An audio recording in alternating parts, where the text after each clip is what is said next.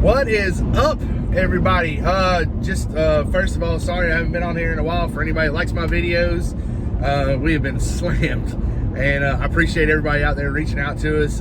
Can't wait to come to your town and knock some doors for y'all and have a good time. Listen, just wanted to reach out and tell you one of the biggest mistakes that I see salesmen making that are following us or that are working with us.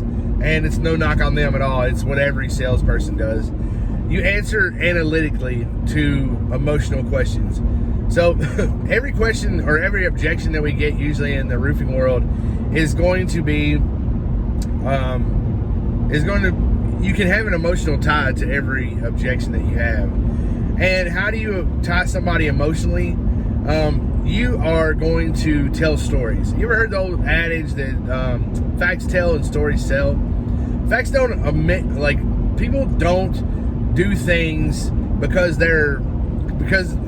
most people don't do things because it makes sense, right? If you ever leave a house and you're like, God, it just makes sense for that guy to file a claim or that lady to file a claim, and I don't understand why they didn't do it, it's because you did not emotionally touch them. 100% of the time, you didn't emotionally find a way to get them to move forward. Here's a good example. Why do most people cut their grass? Well, analytically, it could be because, my grass gets up to a certain height, or analytically, it's because, we need to, level out the whatever it is. I don't understand grass, whatever. You could talk yourself into several different reasons of why to cut the grass. But why do most people cut the grass? Because they don't want to be embarrassed, because their neighbors can see their damn grass. That's why. So it emotionally gets your ass up off the recliner, out, away from the football game or whatever it is, to go cut the damn grass, okay? Some people I know like to cut the grass. I'm just saying for the ones that don't like cutting the grass. Most of the time, emotionally, it moves them because they don't want to be embarrassed. So in roofing, it's the same thing. So keeping up with the Joneses, there's so many things that you can emotionally attach customers to for them to move forward in the roofing game. So, for example, let's say that you have a lady named Claudia, and Claudia doesn't want to move forward because she doesn't understand the entire process, okay?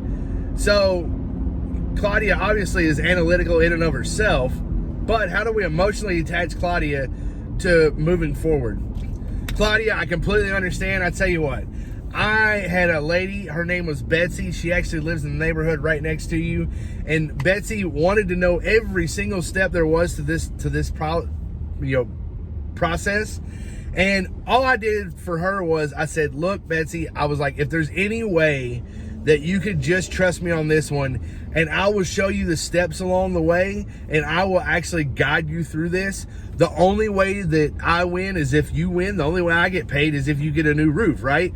That's the only way that I win is by both of us winning. So could you just trust me enough to go ahead, let's file the claim, and I will hold your hand through this thing, and we'll move forward. And Betsy said, as long as you're going to be there for the whole time, absolutely. So Claudia, I'll say the same thing to you. As long as I'm there with you through the entire process, do you feel comfortable enough for us to move forward and at least get a second opinion from your insurance company? You're good with that, right? Chances are, I'm not going to say she closed right then. She might not. But the difference between that and me answering with, you don't have to understand the entire process. It's okay. It's very complicated anyway. You don't have to worry about the whole process. It's completely different, right? I emotionally got her attached with the story about Betsy, but when I analytically just went to her and said, you don't have to understand the whole process, that's very standoffish for her. So I really want y'all to understand that it is absolutely the thoughts in your head. So whatever their thought is usually what their objection is. So their thoughts in their heads lead to emotions, and those emotions lead to action. Every time you're at a house, a sale is made. They are either selling you on whether, sorry, that's my GPS. They're either selling you on why they can't do it, or you're selling them on moving forward. No matter what, everywhere you go, turn left to merge onto I-10 West towards Mobile. We're going to Mobile.